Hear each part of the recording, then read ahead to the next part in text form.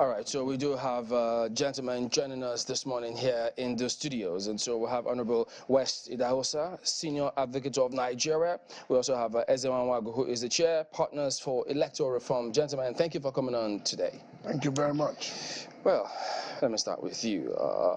You've seen, at least, and heard and read about what's happening in different states. I'm sure that they've got across to you from your phone as well, reports from the field. What do you make of this whole process so far? Well, it's a mixed reaction that I have for the process. First, it's significant to point out that we've witnessed progressive steps taken in terms of distribution of materials, and the fact that now we can at least say that the presiding officers and others have reached the destination for voting in quite many areas, even before the voters began to come. And that's a very positive development. However, we are also aware that in spite of this progress, in many other areas, some were still waiting by 1:15 for materials and officers to arrive. So it will still mean that the logistic problems and dealing with those problems still running through some threads of the electoral process. But what is not pleasing at all is that we are still witnessing what appears to be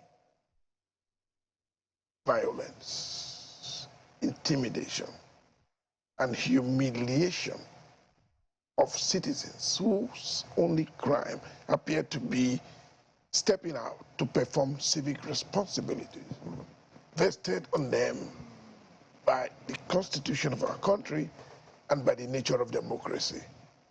It's painful when a man leaves his house simply to cast his vote, and then there are people who then can imagine where he might be voting for, using some form of clairvoyance or whatever. I don't know how you get to know. But the question then one will ask is, would those thugs move out to intimidate voters unless someone told them to?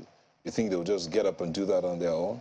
Well, since 1999, that I first ran for election, thuggery has been synonymous with the electoral system of this country, probably before then. Which is supposed to be a test of popularity. Yeah, but the thing is, as we advance in our electoral progress, we are making progress. We also expect that certain elements that accompany the process should be overcome by now.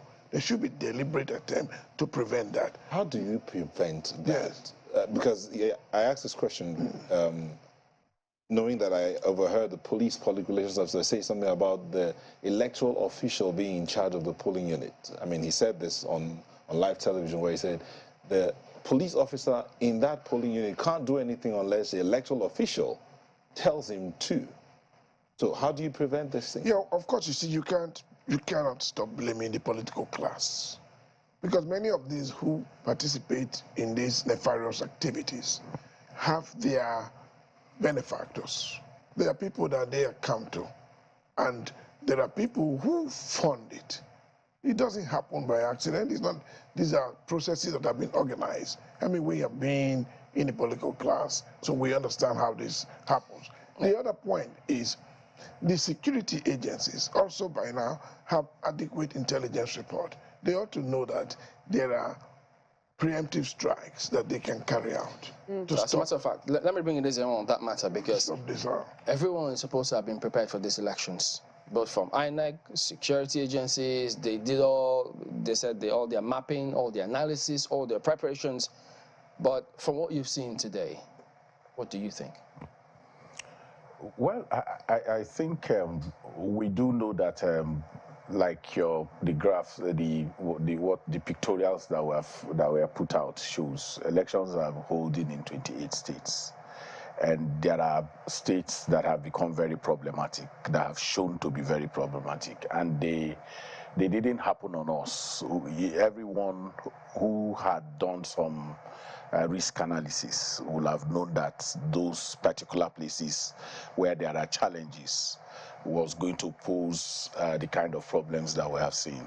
But Maokwe, on this program, we have constantly talked about the attitude of our people to elections, the attitude of the political class who have continually absented themselves from reforms. They are anti-reforms.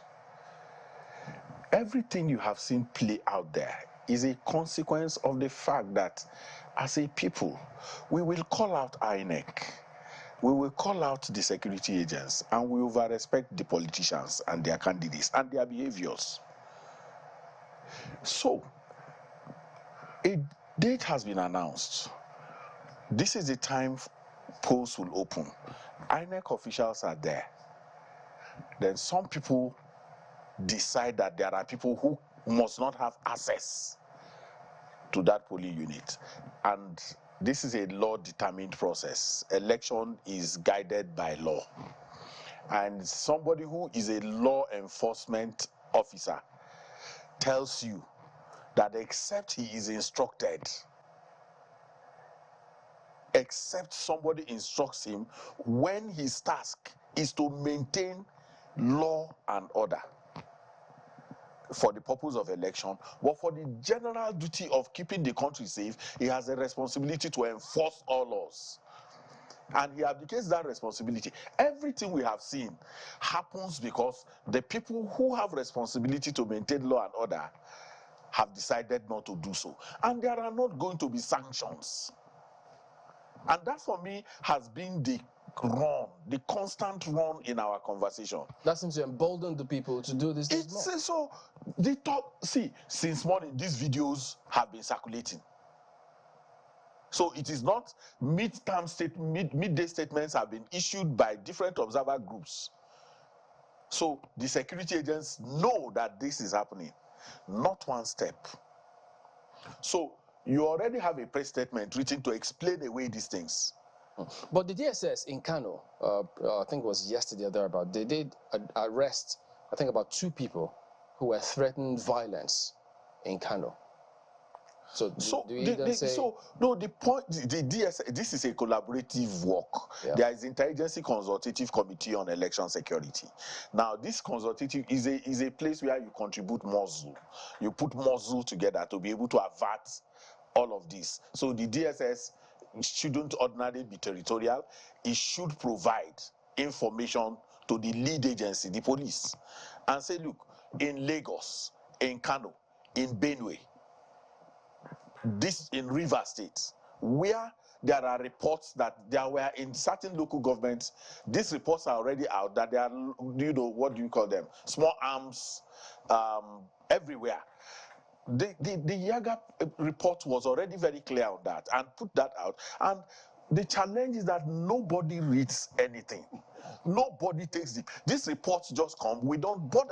No, but is it a question of, because I mean, even if nobody reads a report, I mean, even media houses, for instance, when they're deciding where to deploy, where they think the areas could be problematic, going by previous experience, you already know areas to say, check, send your reporters this way, because we saw this the last time. The chances are very high that it might happen again if nothing is done about it. So how much more security agencies, in terms of how they do their own mapping and deployment, shouldn't they know by now that there are certain areas where people have been threatened, where people are likely to be intimidated? Isn't that what security agencies do? So, INEC will invite the media and share their plans. They will invite the political parties, share their plans. They will invite civil society, share their plans. You have something to hold people accountable on. The police, we discussed here, where is the national security election plan for 2023 elections that anybody can interrogate? Have they ever had that sort of plan? Why shouldn't they? Why shouldn't we be able to see, so that we are not asking you to expose your strategy to us? There are educated people who can contribute. There are people who are knowledgeable, who can help. and say, look, you can do this, you can do that. Share this risk analysis. But we are told that these kind of scenarios are discussed at ICES. That's what I'm telling you. These things are rituals. They've become rituals. There are no observer status. The media should have observer status in access. The civil society should have observer status in access. The same way we are oversighting INEC to the point where we are seeing these changes. What you saw today, the improvement you saw was that we put their foot on the fire. So logistics, there's a remarkable improvement in punctuality index for polls to open. But all the other people don't shift. There is no shift. The same things you complain about is what you're going to have to complain. If you, in Bauchi, for instance, there is a video, a serving commissioner or doling out cash, and there were policemen behind the serving commissioner. The video is all out there. The reports are already shared by civil society organizations who are observing this election. Okay. Nobody can say, who are those policemen behind that commissioner? That commissioner is involved in vote buying. You don't need elections to be over to arrest that person, so that you can create a deterrent environment where people don't have to behave with impunity the way we're seeing. Let's go to our correspondent in Kaduna, Emperor Simon. He is there, one of the states where many think that it could swing either way because of how keenly contested it is. Hello, Emperor. What's going on at the moment?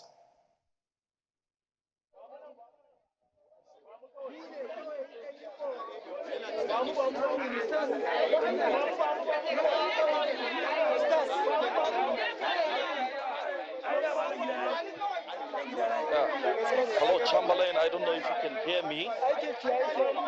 Yeah, but if you can hear me, we're here at the LEA Primary School in Kaduna North. LEA Primary School is in Kano ward, and so far so good. The process here has ended. There are 3 polling units here at the LEA Primary School, which also serves as a registration area center, and it also serves as a ward collation center. But there are also 3 polling units here. We have polling unit 023, where I am at the moment.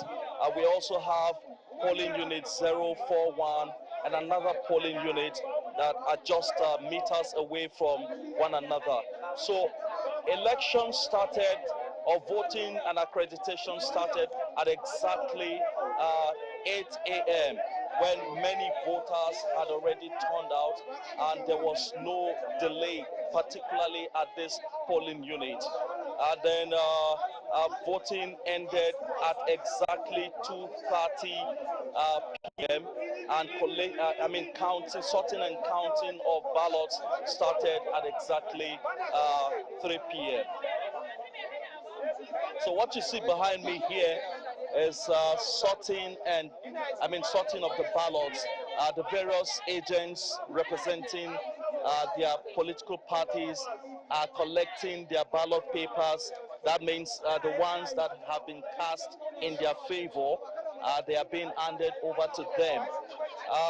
Now, just to say that this particular polling unit has a total of 1,500 registered voters. During the presidential election, voting, we understood, lasted up until 7 p.m. at this particular polling unit. But today you can see that voting ended quite early and sorting is already going on. Chamberlain. Yes, indeed. Thank you very much, Emperor Simon, keeping tabs on what is playing out right there in Kaduna. But of course, we'll bring you more because we have a man right there, as you have just seen. But let's cross over to Kano. We've got a senior advocate of Nigeria, Aminu Mohammed. He is there in our studios in Kano, also to weigh in on the matter. Thank you for joining us on the 2023 verdict, the state elections, coverage of the election. So there in Kano, many are also looking to see how the pendulum will swing for this governorship elections and state assembly elections, you might add. So tell us, from what you've seen now at the moment, what is your impression of how the election is panning out? Yes, good evening, sir. So, I'm sorry for point of correction. I am Aminu Sani Muhammad. I'm not a senior advocate of Nigeria. I am also a lawyer. So I'm sorry for that, because it's something that was made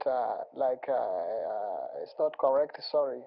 Okay, so looking at the situation, based on what we observe as observers from the Nigerian Bar Association, particularly from Kano branch, I was posted to Kano Municipal to observe the election and see what is going on there. And then the impression there that we have is quite, to say, interesting. And then the voters were able to come out in mass to cast their votes. And I saw that in Kano. And then the INEC officials were able to come to the polling stations on time. The Observer, we thank you for your perspectives. Well, let me get back here. Nabojama Hege is actually the senior advocate of Nigeria, so that just played in my head. Well, you know, when Izema was talking about how some of these things play out, how people seem to have been emboldened by the seeming inaction of state actors who ought to have done something, and then it appeared as though it's supposed to be a tribe. Well, one of the legs of that session wherein agencies need to ensure that people are not emboldened is the judiciary. And then we've seen how they made reference to the judiciary compelling people or almost mimicking people to go to court, depending on how people interpret it. So do you think that judiciary has actually played their role? Because several people look also with mixed feelings to the judiciary in terms of how they should have or have played their roles perfectly, or what they expect of the judiciary. How does that play out in the scheme of things? Well, first, before you talk about the judiciary, remember you only take electoral decisions there made by the electoral umpire at the end of the day. When votes are counted, a declaration is made, and then somebody is dissatisfied, and then you get there. But before we get there, let's quickly talk about the deterrent that we need to put in place. Many have clamored for special courts to prosecute election offenses, and that because this is absent and nothing seems to happen to these people, they are emboldened, they are able to do what they want to do because they are backed by people who seemingly are larger than institutions. And this is part of the problem of the political class. When you overwhelm the institutions, they become so weak and they are unable to protect the general public and national interest. Okay. Now, so the argument is stronger than ever that there is a need now to ensure that the provisions of the Electoral Act on deterring people in terms of electoral misbehavior, commission of electoral offenses is put in place. And I expect to see that this happens in the 2023 election. Since you mentioned the Electoral Act, you wanted to... Yeah, just to quickly give our viewers an update. I know that we've been keeping tabs on the situation in Victoria Garden City, where there was a situation this morning. The report was that INEC officials were not allowed to, were not able to, set up within the estate, or they said they could not, or they would not set up within the estate, that they were going to set up outside of the estate, and there was a dispute between voters who were supposed to vote and who said they had been voting within the estate for a very long time. Initially, we heard that INEC said they were trying to resolve the situation and that voting was going to happen between the hours of 2 and 5 p.m. We understand that now the INEC commissioner, the INEC resident electoral commissioner in the state is now speaking and is saying that voting will now hold in Victoria Garden City in Lagos tomorrow at 8:30 a.m. So just an update on the situation there. Voting will now hold in Victoria Garden City tomorrow at 8:30 a.m. We certainly will keep tabs with our correspondent, Shola Shoyele, to bring us a little more update on what is going on in Victoria Garden City and how the residents of that particular area, voters at that particular polling unit, are responding to INEC saying that they're now going to be voting tomorrow at 8:30 a.m. But, you know, this is some of the situations that we've seen in Lagos. I mean, quite a number of reports that have come in from Lagos, a number of them unpleasant, but this is what we're keeping tabs on. So we've spoken about security, and we'll continue to keep tabs on what exactly the security situation will be. We'd like to hear from the security agencies. This one, however, is not exactly, you know, peculiar with security, even though part of the reason why the residents say they do not want the polling units outside of their estate is because they have always voted within their estate, and they are, you know, they are afraid. I mean, security is a concern for them if the polling unit is outside. But looking at this particular situation, was this a dispute that was necessary in the first instance? It wasn't. It's part of the electoral indiscipline that sometimes can occur. Because I listened to clips of the argument earlier, and I did hear the residents making a very strong case, not only about the history, but about the regularity of using the place, and of course the security implications of getting them onto the expressway. And then all we heard from the electoral officers was that, well, this is what they have been told. They can't do it here, they have to come to the road, and so on and so forth. They said so with so much impunity, no communication skill, no persuasive skill, and that was a red flag for many who were listening, given the fact that pictures of persons had been seen earlier in the day with spills of blood. We had a famous singer complaining about how she was beaten up together with a friend, giving live account of what had happened to her merely because her voting center had been relocated without notice. And once they were able to trace it, it became a big problem to exercise that right. So I think that much as INEC is willing to help the situation, they have to improve the training and the monitoring of those who they have mandated as their representatives, because it's important that your representatives are able to carry out your mandate to represent the philosophy and the vision of your commission. Otherwise, there will be a disconnect. You will be saying one thing to the Nigerian people, but what we see on the ground will be the exact opposite of what you are saying. And this is accounting for the type of low voters turnout you are seeing. And once you do that, you are giving democracy a fatal blow. Yeah, this is the pictures. I mean, our correspondent sent in earlier. You can see the area there. This was much earlier in the day. It does look like they usually have it pretty organized. A tent for observers, a tent for INEC officials, even chairs for voters, you know, in that particular community. And one would wonder why this dispute, you know, had to arise in the very first place. For you, Mr. Wango, do you think that the fact that they are holding this tomorrow will discourage voters from coming out to vote in their numbers? My response to you, Maokwe, will be they should not be discouraged if they want to vote, even if there are these obstacles. The challenge is, I'm happy that all of this is not in a public, is in a public place, because that's what's important. You are not supposed to cite polling units in residences, but what I'm seeing is like a playground, and I don't see what that dispute should be about, why you should now relocate it from there. But whatever it is, I'm excited that there is an INEC that is always responding, trying to at least listen and do something. It's a different thing when you have public institutions who don't listen, who continue even when, so if they are saying they are going to have to hold it by 8:30 tomorrow, I hope they are able to then resolve the issue of location. Yeah. Because what could have brought it up in the first instance? I think that's what a lot of residents were wondering. What exactly is this about? If we voted here, and this is the polling unit that we've known for how many years, why is it that this morning, on the morning of the day we're supposed to vote, will be the day we're being told, oh, move it outside of the estate? I think Honorable Idahosa has made that point. It's a question of staff and the kind of training that they have. Often, even if you are given that kind of what do I say? Instruction.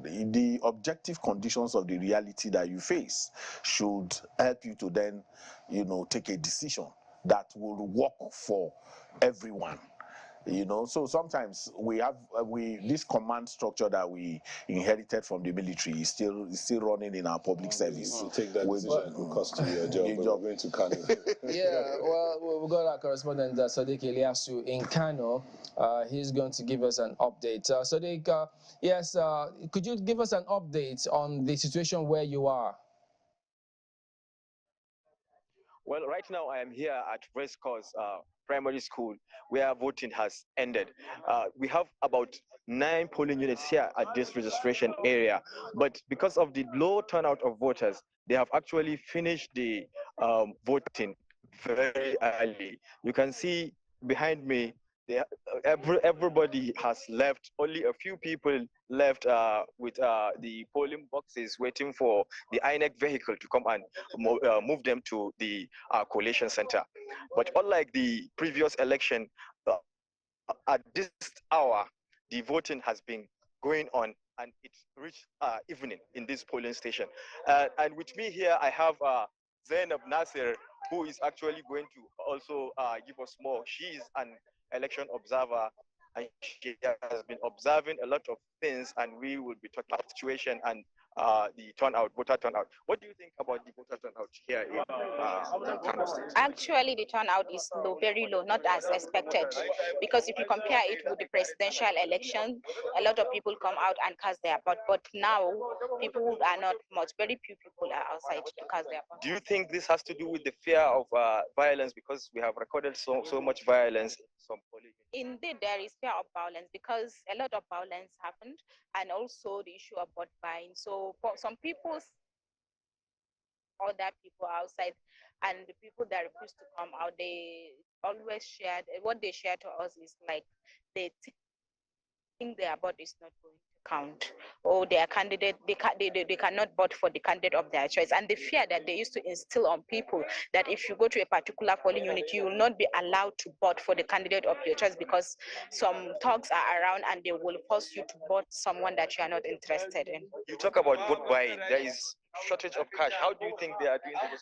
Well, they changed the strategy because you can see there are other materials like wrappers at champa and spaghetti, foodstuffs, and other social amenities that people can use for their day-to-day activities, basic needs like omo, soap, and many other things.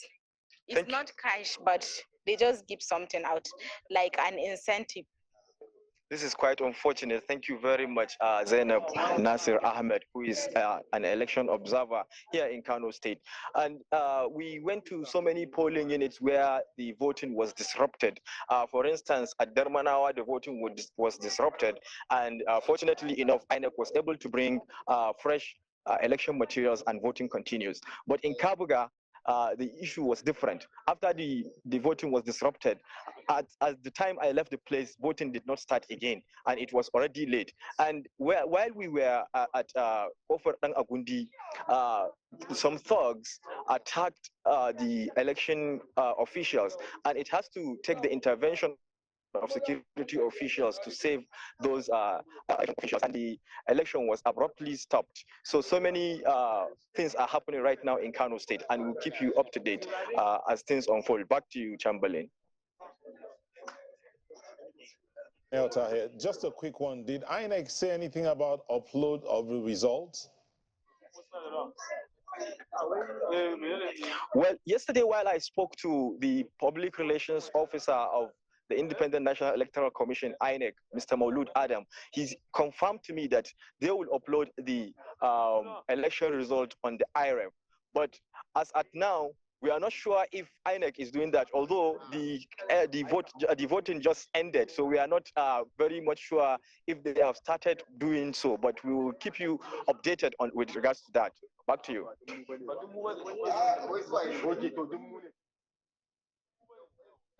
All right, thank you very much indeed, Sadiq Ilyasu, our correspondent in Kano.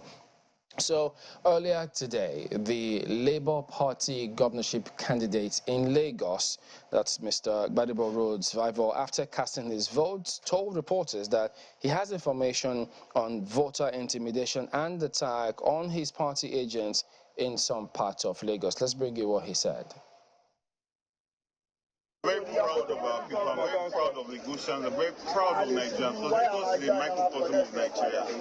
And it's time for a new generation to stand and say, we want to be, you know, so I encourage them to continue. We are with them, we are behind them, and we are ensuring that every way we can support them security-wise.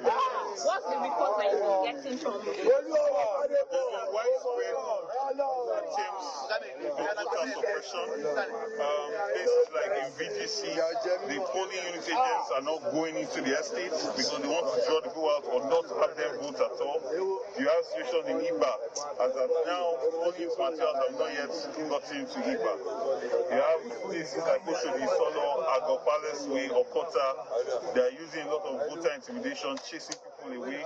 In Koshofe, Jipron, the APC talk has chased all Labour people out of the area. In other parts of Ikeja, I'm not sure about. In the last 2 weeks, you've allowed certain threats on your life. So what is the update on that right now? Am I searching on one election? We are forming next government of Lagos State. They are going to try, but the will of people eventually prevail. And your question was? In the last 2 weeks, you've allowed certain threats on your life. What is the update on that right now? No, there are threats, but we cannot be afraid. I'm a son of Lagos. My forefathers lived here, right? I'm not going to be intimidated by anybody. And we mean well for the people of Lagos. And it's time for them. You see, everybody that is even carrying out all this violence, go and look at their life in the last 10 years, they are suffering. Most of these people are living in poverty. Their gutters are not there. They cannot send their children to public school. They cannot go to public hospitals. If their wife wants to give birth, for them to find bed is a problem. So you see that a lot of these people, they're not thinking. Because they are suffering, but they are still carrying on the government that is making them suffer. They will give them some 10,000 or 15,000 naira or even 100,000 naira. They will see them again for 4 years. They'll be left doing admirable work. So, by God's grace, it's time for the people to be lifted up. Because see, all that money that Alpha Beta is taking, we're going to take that money and give it directly to the people.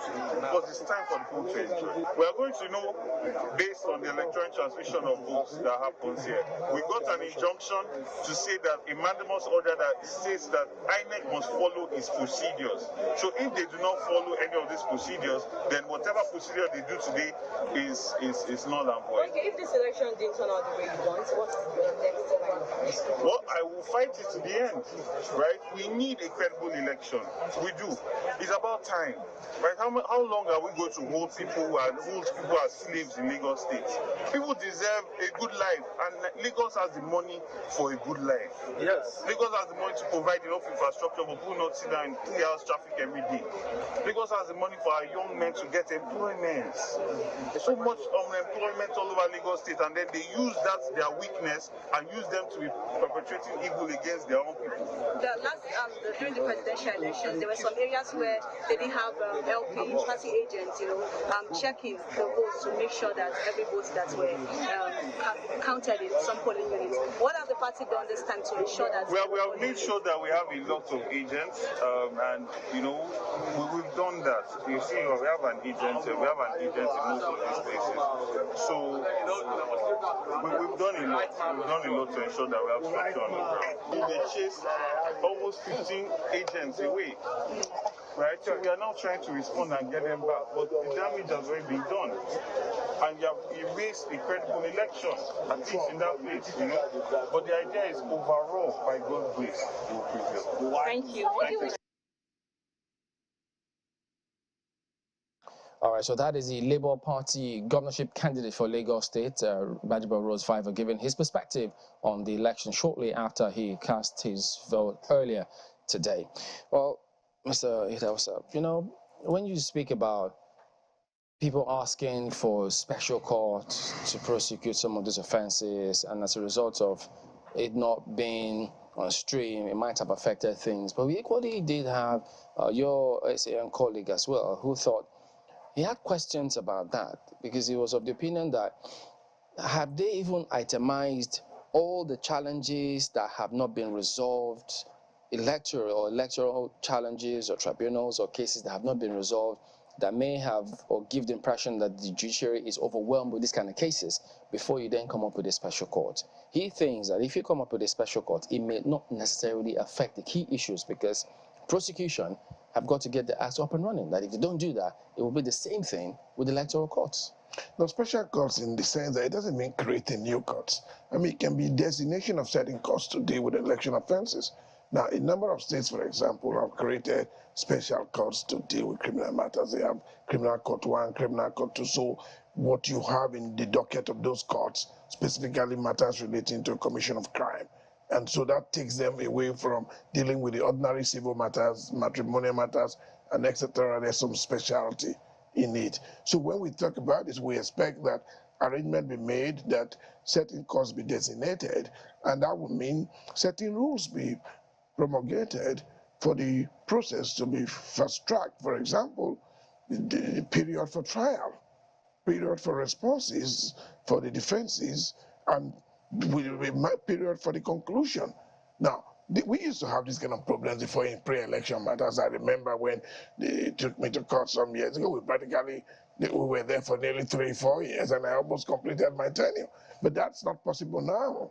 Because before we get to the court, there is first of all, the arrest and the prosecution of those who have, in quote, broken the law. They are the laws. Yeah. And so if you look at the laws as they are, you were talking earlier about preventing this thing. I mean, how the law enforcement agents are there, but they do nothing. I mean, was Mr. Wango that even brought that out? The law enforcement agents are standing there and people are being threatened. And this country has laws against assault and threatening of people. But as the case may be, it says here that Section 58 of the Electoral Act says that nobody can be removed from a polling unit except, let me read that clearly. The presiding officer, Section 58(2), may order a person to be removed from a polling unit who behaves in a disorderly manner or fails to obey a lawful order. Yes. That points to the fact that, I mean, even if you're here and I'm threatening you or pointing something at you, he, being a police officer, can't do anything unless Chamberlain, being the presiding officer, says, take this person out. How does that work? How would that prevent anything from happening? I think this is for the voting center arenas. And don't forget also that there's been a lot of clamor that, security men in such areas should not be seen with small arms or whatever type of arms in order not to create a feeling of intimidation of voters and give the impression that there is some element of coercion that can take place by such presence. But I'm not too sure that most of these problems occur at the voting centers. For example, the attack on many voting centers take place by people who are themselves not standing in that arena. You can see the movement of this attack coming. But there are videos out there and evidence and proof, reports that we've had of intimidation happening at the polling units. Yeah. I mean, in the presidential election, we actually saw a video where under the tent where the electorate had come to vote, with a policeman standing there, someone was threatening. And if I remember the words correctly, if you're not going to vote for a certain party, go home. That was happening and a policeman was standing there. But going by the Electoral Act here, he can't do anything unless the presiding officer says, invites him, take him out. So that's why we talked earlier about training. So what happens to the law that the police officer took an oath to protect? That's what we earlier talked about training. Remember that the polling officer is the master, is in charge in the entire value chain of the electoral system. In my view, he is singularly the most powerful operator in this election process. Now, the polling officer can make or mar an election. That's why it's important for him to be extremely well trained, because the decision as to whether or not to call for intervention is a judgment which he must make. Do you think they have too much powers? In my view, yes. In my view, yes. I mean, an officer who can decide to cancel an election right there for whatever reason, even if it is not for overriding public interest. And, not only that, an officer who, for example, can decide to invite the police to take away a person seen as obstructing a collusion. Well, there must have been a reason why the polling officers were given that much power. Mr. Wango, you've been one of those at the forefront of electoral reform, so there will be a reason why that was. Yes, but I think he owns the PU. but he does not own the PU in isolation. There's a collaboration, and that's why it's important to understand what this access is about, the interagency consulting. INEC is co-chairing this with the security, especially the police. At the national level is with the IG, at the state level is with the commissioner, and it goes down that way. Now, when we say the presiding officer has powers, it is to ensure that there is orderliness within that environment. The security man, his main job is to maintain law and order, and there's an architecture that's been laid. The one in the PU does not have arms, is not supposed to be armed, as Honorable has said, to ensure that you don't create an environment of intimidation. But just not far away from there is armed policemen. On the outer layer, you also now have the military. So you have a responsibility, if you feel that environment has become toxic, to now reach out to the security man there. The security man, if he needs assistance, will then call. And there's a roving team as well. In all of this, there's a roving team that is going around to ensure that things are done as should be. But what has happened, and that is the point that I think needs to be made, that our public institutions have come under so strong a political influence that they are not able to exercise these powers. And the argument again that, if we create special electoral offenses commission, special courts, and that same influence, because cronyism and patronage is the overriding. The person who will get into the Electoral Offenses Commission, you will first start talking about whether he's a Muslim, he's a Christian. Where did he come from? Who is his father? All of those play in our recruitment, process. And there are institutions of state that you should have equal opportunity employment that can guarantee that when you get there, you exercise that job. So, Constitution, Electoral Act, Oga West, which one is superior? The Constitution has given the power to the police to enforce all laws. It's there for him for every police officer. Law is being broken, and you are hoisting a regime of excuse that the reason why you cannot do so is because the electoral officer, when you even have power to arrest the electoral officer. How do we correct this? It is by ensuring that, first and foremost, I observed the election in Nasarawa before I came here. The police blocked the road and said, except a commissioner he gets the commissioner, he cannot open the road for even election observers, accredited election observers, who it's a matter of he has to call, that he must call. We had to come down. We are election observers. You're on duty. We are also on duty. You can't impede our own duty because you want to. It's a function of training, and that's what was his excuse? I mean, that they said he should block the road. He was obeying orders. No, but that's what I'm telling you. He blocked the road. So sometimes are these orders not? I mean, unless of course they are meant to thwart, the will of the people. There's another polling unit where we went to. A security woman was assisting a voter. And as observers, we were just looking at her. You assist somebody who he said she doesn't know the logo of the party that she wants to vote. I said this party has been in existence since 1999.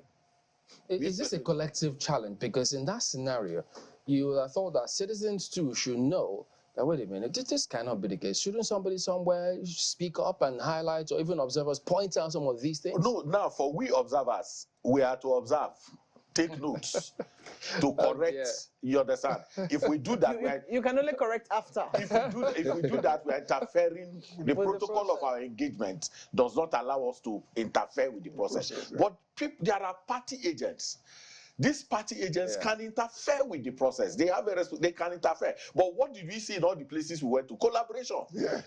There's a particular place where we went to. A certain man came and gave all the party agents in the polling unit 1,000 naira each. So you should be giving your own party for as little as 1,000 naira, party agents are willing to collaborate. This is what the experience is more of. Wow. The collusion, and that is why many times when politicians make the arguments about results management and the rest of them, they compromises start at the PU because they do not have trained representatives at the polling unit level who compromise them at that level, sign results, and then is pushed out, and then they are at the top. There is no connection. And it comes to the fact that there is no organic link between membership. It does appear that there is a joke that happened. Somebody came on the Bidabo to the center and said, today you are this party's agent. And the last one you were, and the woman said yes, that she's now agent. So how can you be agent of two different political parties in two different elections if you are a party agent? We need to then look inwards too, because if that's happening, then they're contributing to the challenge. No, of course. So that's another thing that needs to be addressed. But we do have certain persons, different people voting in different areas. But let's cross to Adamawa. The governor is trying to ensure that he doesn't call for the removal of vans by winning his seat. So we'll start there. He voted alongside several others. Let's have a look.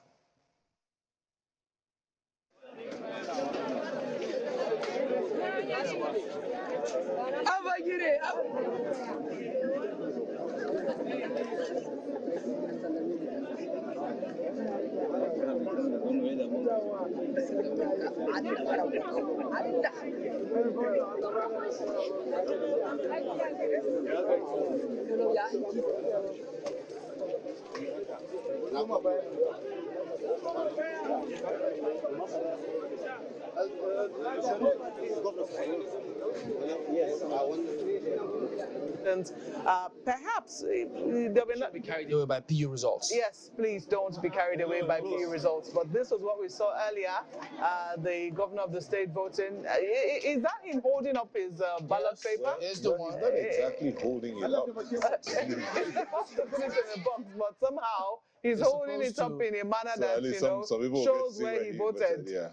Okay, so there'll be questions as to whether that is allowed, because we see that increasingly more political actors are beginning to, put their ballots into the ballot boxes in that manner.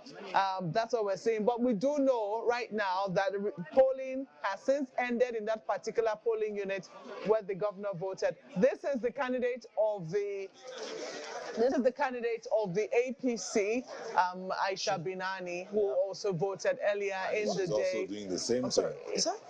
Yes, one of the states where we have a female candidate for not for any of the parties in Adamawa State. We also see right there the presidential candidate of the PDP in the presidential elections also casting his vote in Adamawa. Don't forget, it's also from Adamawa State. So quite an interesting state to watch out for. It's been categorized as one of the swing states, a state where anything can happen. The incumbent might retain his seat. He might not. It's a big, big deal. It'll be interesting to see whether we'll see the first woman governor from that state. It'll be very interesting to see. But this was a situation much earlier in the day, as we do know that a number of polling units have since finished their polling, and the results have been announced for those polling units. So, but let us hear what they said much earlier in the day, these particular people whom we have now shown you.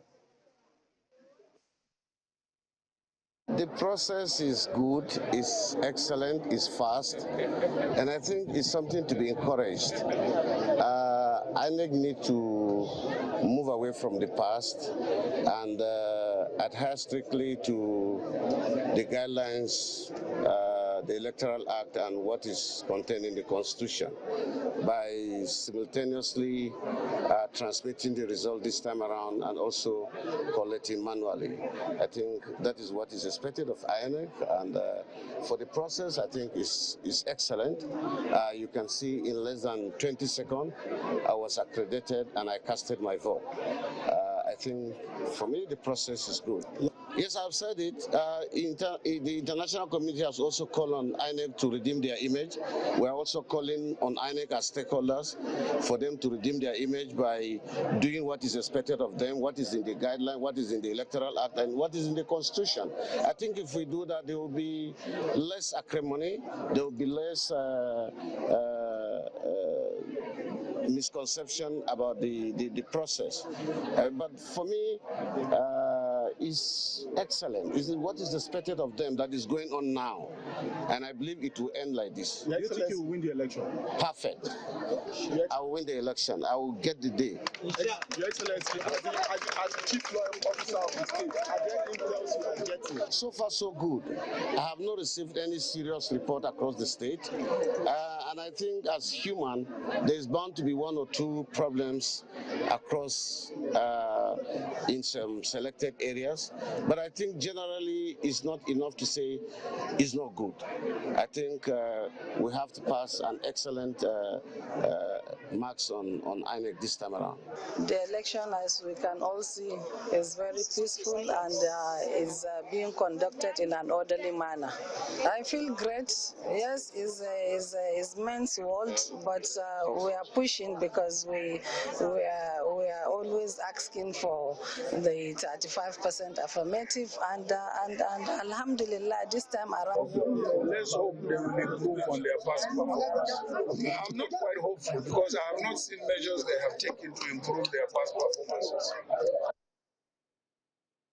All right, so there you go. Some of the key persons voting in Adamawa for these elections. You saw the PDP presidential candidate, Atiku Abubakar, having contested that elections. And then you also saw the candidates of the APC and the PDP for the governorship elections, giving their perspectives on what they thought after they voted. So we're expecting results from their polling units to come through.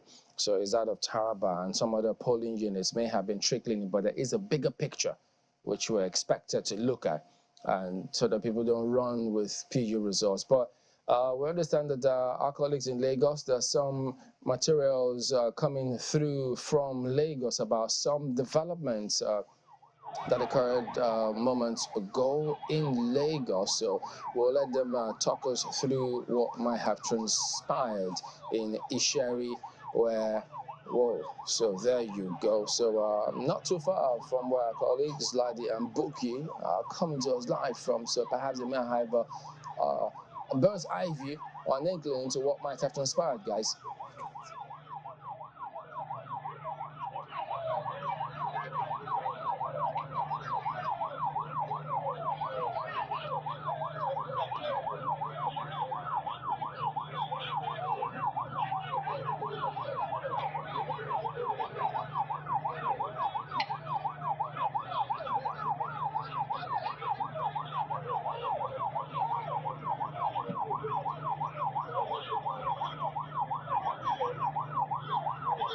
There you go. We'll get more details as to what might have specifically happened, but from the conduct of what you see there, just trying to restrict people from, it's supposed to be a peaceful atmosphere. If you go by the stipulations of the Electoral Act, they're supposed to conduct themselves peacefully and not disrupting or intimidating people who come there to vote, because it is their civic responsibility. People but Mr. Dawes, I don't know, how come? Because I mean, when Mr. Zenwa talks about, I know he frowns at that.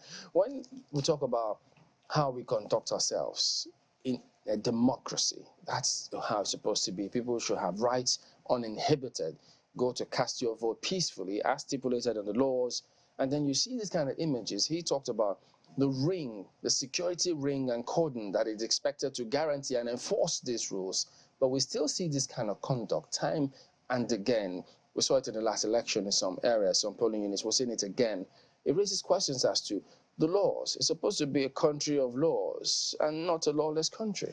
Yeah, it starts from indiscipline of the political class. Remember that this election is not even supposed to witness intimidation or paraphernalia of office. You can look at the very intimidating vehicles we were looking at in the picture we saw just now. and then you have a plethora of officers standing around to service one man, and then the Hallelujah boys who have to perform the role of praise singing. And this is something that is enjoyed by the political class. They have to get passage. And so once you find a situation of this amalgam, the crowd is already there. Security breaches have already occurred. And then no one knows at what time the violence breaks out. So it's a question of charity not beginning from home. More importantly, not enough is done for the political class by the political class. It does appear to me now that this is one profession where there are no entry qualifications. Anyone who just finds himself thinks that it's so easy to be a politician. You just can't be a lawyer. You just cannot be a broadcaster. You just cannot be a doctor. Why do people think that it's just so easy to become a politician? You wear two caps because you've been in the House. Yes. Then you're also a senior member of the bar. So perhaps you could give us an inkling into what the mindset, what might have been the difficulty in ensuring that these kind of loopholes were addressed when the laws were being made. The thing is, even if you put the laws together, and I have always argued that it's not for want of laws that we run into these difficulties. It's always been implementational. It's attitudinal. It is a problem that goes with the average indiscipline of the entire substructure of the nation. You know, and Is it really that? Because I mean, I've got there are those who think that, well, if the lawmakers actually put their foot down and say, for instance, maybe a president of a country doesn't have to appoint the chairman of INEC. A president of this country doesn't have to have a major say on who becomes the IGP. A president of a country doesn't have to have a major say on who becomes the CJN. A president, and things like that. So those are key institutions of which, if we have really and true independence in terms of how their leaders emerge, it will trickle down to the functions and activities and how they carry out their duties, because now they could be beholden to the #1 seat, such that if they do certain things, they retain their seats, and if they don't, they could be on their way out. Yeah, but you see, presidential democracy, it's all about patronage. Patrimonialists, whether from the US, everyone has practiced this system. It's so much power is vested in the president. But again, as you said, there are enough checks and balances. For example, are there enough, really? Oh yeah, some of these offices you are talking about require confirmation of the Senate. It's not as if the president has the kind of power to do and undo. But the point is, there's so much deference to patronage in our system. So the problem of the system is the political class themselves. It's major. It's the main class. Look, listen. Who are those in the National Assembly? The politicians. Yeah. But who put them there? So hold. There could be honorable riggers. There could be those who won the election. So you don't say who put them there. There are many ways to get into those places. But the first thing is that the character and complexion of the elites of any country manifests in the way they carry on. So you get into the National Assembly, the man in the National Assembly is thinking of becoming a governor. From the day he got in there, the first thing he's thinking is that when I live here, I become. So instead of making laws that create a level playing field, he starts going to his side. And if that is the ideology of your lawmaking about self-promotion, you have a challenge, and that is what cuts across. So you come to this place, everybody is thinking about what's the next thing. The governor finishes, he wants to come back to make laws, you know. And when he comes to make laws, he's also thinking about presidency. So it's always a continuous chain. There's one who Honorable Dawson, maybe could weigh in as well. Chamberlain asked the question as in, how do we come out of this?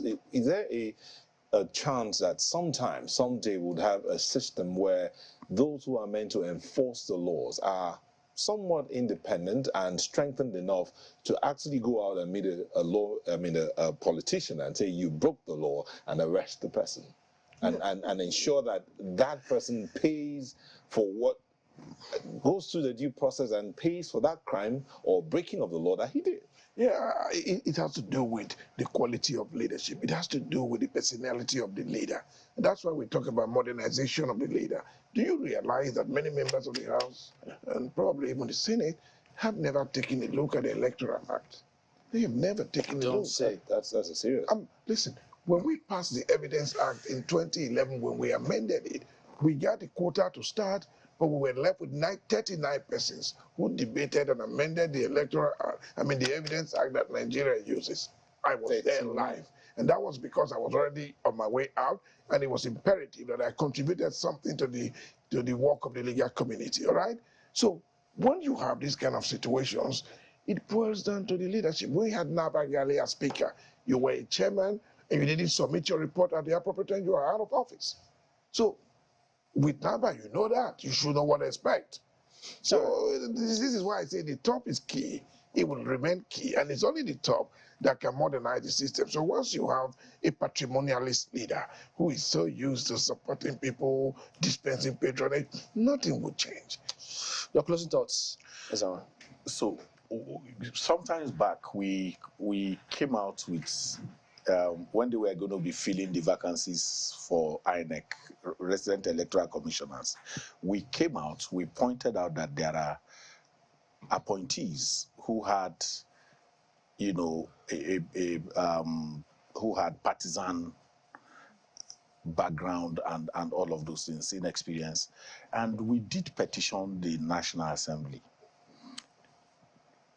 The National Assembly passed those people. The political class, the political parties distanced themselves from that struggle. They were not part of it. All the political parties, they exempted themselves. As we speak today, some of us are in court with some of those people for defamation of character.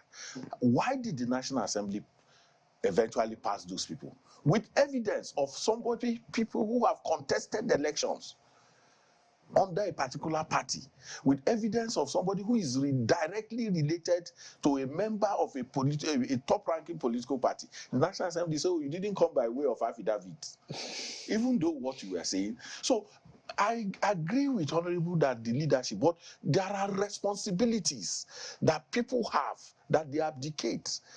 The president can bring anybody, but you have a responsibility to say no. By the virtue of what we have seen with this person, the DSS have to screen these people. There are different layers of process that you sidestep to get the kind of outcomes that you are getting. So if as civil society you say, oh, we need this thing, they say, waiting concern you. What is your own inside this matter? The people who should take on the gauntlet and challenge those things are themselves collaborators in the challenge. So if we have institutions that wake up, the National Assembly is the Nigeria's foremost anti-corruption institution if it understands its responsibility. All right, gentlemen. It can change things for us. We have to anchor at that point. Ezenwa is the chair, Partners for Electoral Reforms. He's also been alongside Honorable Ehioge West Idahosa, Senior Advocate of Nigeria, and Channels TV election analyst, both of them. Gentlemen, thank you both for coming on. Thank you very much. Always a pleasure to have you. Appreciate it.